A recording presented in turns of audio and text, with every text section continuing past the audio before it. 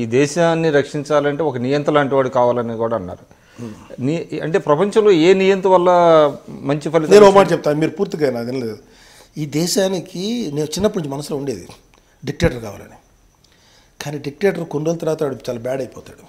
అందుకని డిక్టేటర్ కాదు, నేను చూడండి కరెక్ట్గా, డిక్టేటర్ కాదు కావాల్సింది ప్రజాస్వామ్యంలో ఉంటూ కఠినమైన నిర్ణయం తీసుకుని ఒకటి కావాలి. That is rare combination. ఒక డిక్టేటర్ లాగా లేకపోతే ఒక కఠినమైన నిర్ణయాలు తీసుకునే దమ్ము అండ్ వాడు ఇక్కడ ఉండకూడదు, వాడు ప్రజాస్వామ్యం నుంచి రావాలి. ఎవడున్నాడు అనుకుంటే ఒక మోడీ కనపడతాడు. కానీ మోడీ గారు అంటే మీరు అన్నట్టుగా ఆయన డిక్టేటర్గానే ఉన్నాడుగా. ఎందుకంటే ఆయన క్యాబినెట్తో చేయడు, తర్వాత సహచరులతో మాట్లాడు. ఇంత ఎందుకు వద్దు సార్, ఒకటే మాట, మోడీ తీసుకున్న నిర్ణయం వల్ల ఓన్లీ అన్ని పాలిటీషియన్స్ అందరూ పొలిటికల్ ఈవెన్ బీజేపీ పీపుల్ కూడా ఎఫెక్ట్ అయ్యారు. బీజేపీలు లేరండి.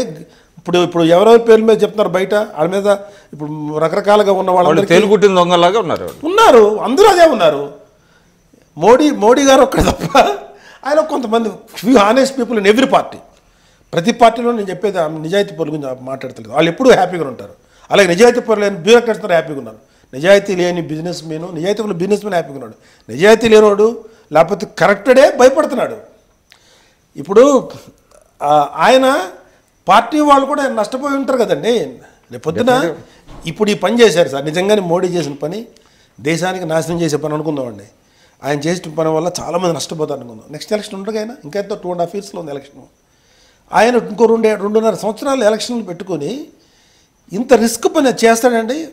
ఏమన్నా ఆయన ఏమన్నా నెక్స్ట్ ఇప్పుడు సడన్గా దేశాన్ని ఆక్యుపై చేసేసి ఒక ఇదిలా ఉండడుగా, కుదరదు కాదు, ఈ ప్రజాస్వామ్యంలో కుదరదుగా. నెక్స్ట్ ఎలక్షన్స్కి అసలు ఒక్క ఓటు కూడా రాదే, కడుపు మండిపోతుంది జనాలకి. చూద్దామండి, వెయిట్ ఫర్ 1 more day. అంటే అది బూమరంగ్ అయిందేమో, మనకేం తెలుసు. ఇంకా అప్పుడు ఎట్లా తెలుస్తుంది? How can you tell? ఇంకా 15 రోజులు కూడా కాలేదే ఇవాళకి. ఆయన ఆస్ ఫర్ 50 days. ఈవెన్ బూమరాంగ్ అయినా తప్పు అంటలేదు. నేను అడ్డగోలుగా సపోర్ట్ చేస్తాను. I don't care about all political ఇది సిద్ధాంతాలు ఎదురు. నాకైతే ఒక వ్యక్తి నిజాయితీగా పనిచేస్తున్నాడు, అందులో హెడ్ ఆఫ్ ద కంట్రీ అంటే ఒక రకంగా దేశానికి నడిపించగలిగే ప్రధాని అనేవాడు. ఏ ప్రధానమంత్రి చేశాడు చెప్పండి ఇంత గొప్ప స్టెప్? ఇవన్న గొప్ప పనులు చేశారండి, గొప్ప పనులు చేశారు, దేశానికి ఉపయోగపడే పనులు చేశారు. కరప్షన్ని సమూలంగా నాశనం చేద్దామని ఒక్క మినిస్టర్ అయినా, ఒక్క ప్రైమ్ మినిస్టర్ అయినా గట్టి ప్రయత్నం చేసినట్టుగా చరిత్రలో దాఖలాలు ఉన్నాయండి. ఎవ్వరూ చేయలేదు. గ్లోబలైజేషన్ చేశారు, గొప్ప ప్రయోగ పనులు చేశారు, కానీ కరప్షన్ మార్చలేదు sir. In a corrupted society, ఒక కరప్టెడ్ దేశంలో ప్రతి వ్యక్తి తాలూకు ఆ క్వాలిటీ పడిపోద్దండి. ఒక మంచి ఎంప్లాయీ, ఒక గొప్ప జాబ్ చేసే ఒక బ్యూరోక్రాట్, వాడి వే ఆఫ్ వర్క్ పడిపోతుంది, క్వాలిటీ పడిపోద్ది. ఒక మంచి జర్నలిస్ట్ అనుకోండి, జర్నలిస్ట్ క్వాలిటీ పడిపోద్ది.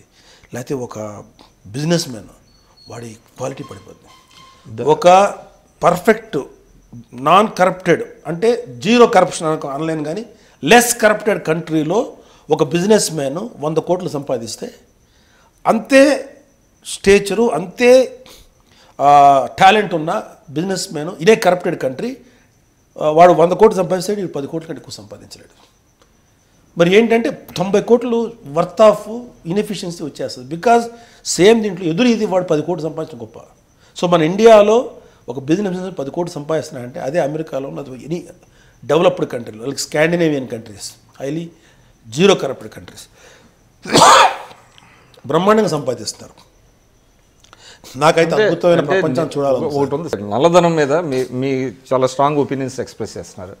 అంటే మీరు అంటే రాజకీయాలని పక్కన పెడితే సినిమా ఇండస్ట్రీలో పెద్ద ఎత్తున నల్లధనం ఉంటుంది అనేటువంటిది ఒక కామన్ ఒపీనియన్ ఉంది సార్. అంటే మీరు కూడా ప్రొడ్యూసర్గా ఉన్నారు, తర్వాత సినిమాలు తీశారు. అందులో మీ అబ్బాయి ఇప్పుడు వరుణ్ తేజ్, ఆయన కూడా స్టార్ అవుతున్నాడు. ఆయన రేపొద్దున ఆయన బ్లాక్ మనీ ఎవరైనా ఆఫర్ చేస్తే తీసుకోడు ఆయన?